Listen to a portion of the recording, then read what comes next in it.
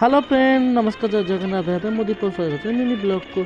तो जेहेतु मो डीएपी डांस ग्रुप पर अच्छी, तो यहाँ आमर था कटक रे प्रोग्राम। तो आम रेडी पलैन कटक, तो जगह मध्य पहुँच जाइए। तो आपण मैंने भी डीएपी डांस ग्रुप आड हाँ चाहते तो मुझे आपको कंटाक्ट नंबर देदेवी सार को। तो आप कॉल कर कथा पारे सार सहित डीएपी डांस ग्रुप जॉइन हो पारे।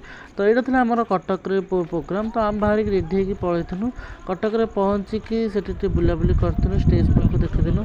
तापर आम नास्ता आसला घुगुनी आ बरा पियाजी सब आम खाई नास्ता करते। तापर से गाँव गोटे जो पर्व था से डांस आम देखी जमी गाँव में डांस। तापर संध्या बेले आम संध्या होता रेडी पलैनु स्टेज कति। स्टेज कति मेकअप नहीं कि पूरा रेडी होकर ठिया होता प्रोग्राम जाए। तो यू वीडियो एंड कर देखा नेक्स्ट ब्लॉग। तो आपण मैंने भी जब चाहते डीएपी डांस आड हाँ, यूट्यूब सर्च कर डांस ग्रुप प्लीज सब्सक्राइब।